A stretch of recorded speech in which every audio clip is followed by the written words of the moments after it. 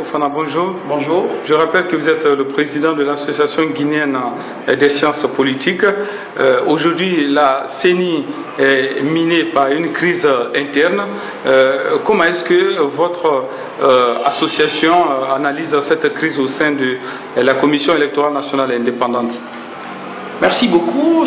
Quand on parle un peu de cette enquête que nous avons menée dans son volet perception de la CENI, donc de l'organe de gestion électorale, les populations ont exprimé que la CENI rimait avec incompétence et corruption. Ce n'est pas nous qui le disons, ce sont les populations qui perçoivent la CENI ainsi. Donc l'actualité aujourd'hui de la CENI fait que nous ne sommes pas surpris de cette tendance parce qu'elle a été révélée dans l'étude.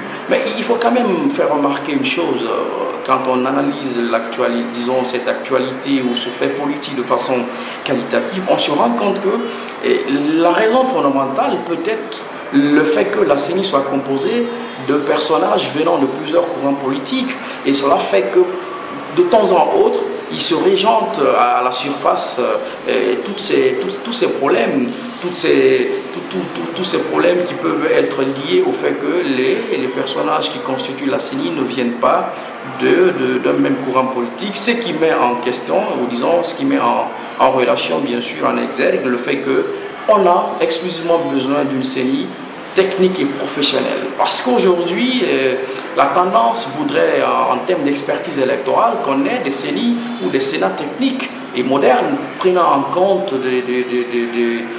disons, des curriculums comme le bridge, comme le lead en termes de gestion et de résolution de conflits électoraux. On a besoin que ce soit des personnalités qui sont formées à ces tâches, sinon après on tombera tous les jours, toutes les fois dans des lendemains électoraux fâcheux. Alors, le rapport que votre association a publié ce mercredi à Conakry, notamment dans ce rapport, les populations ont exprimé leur volonté justement d'aller à des élections communales très rapidement. Mais est-ce que la nouvelle donne au sein de la CENI vous donne espoir quant à l'organisation d'une élection ou des élections communales cette année? En fait, la cristallisation de tout ce qui se passe aujourd'hui au niveau de la CENI ne fait pas espérer, parce que la CENI elle est aujourd'hui décriée par une bonne partie de la classe politique, notamment par l'opposition républicaine.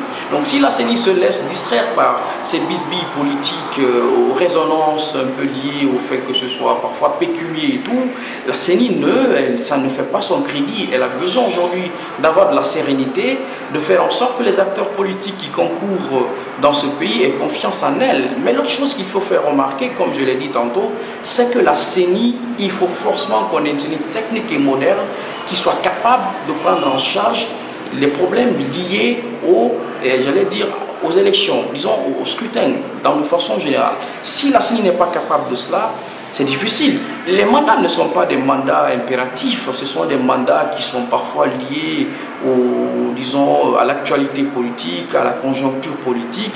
Et donc, une fois qu'il y a un souci il y a un blocage au niveau politique, au niveau de la classe politique, ça se régente au niveau de l'organe de gestion électorale qui est la CENI. Et c'est pourquoi nous avons pensé à travers cet atelier pour réunir les médias et les acteurs de la société civile pour que ceux-ci s'approprient des conclusions de l'étude, mais aussi que, au-delà de tout, que l'on en formule des recommandations. C'est ce qui nous a par exemple permis de savoir qui, pour rester dans la dynamique qui est celle exprimée par les populations quant au canal d'information qu'elles utilisent le plus, qui est la radio, les médias nous ont suggéré qu'il fallait qu'eux-mêmes ils revoient le contenu des émissions qu'ils font pour continuer à avoir une audience importante vis-à-vis des populations qui les écoutent. Monsieur Kabinet Fofana, merci d'avoir répondu à nos questions. Merci beaucoup.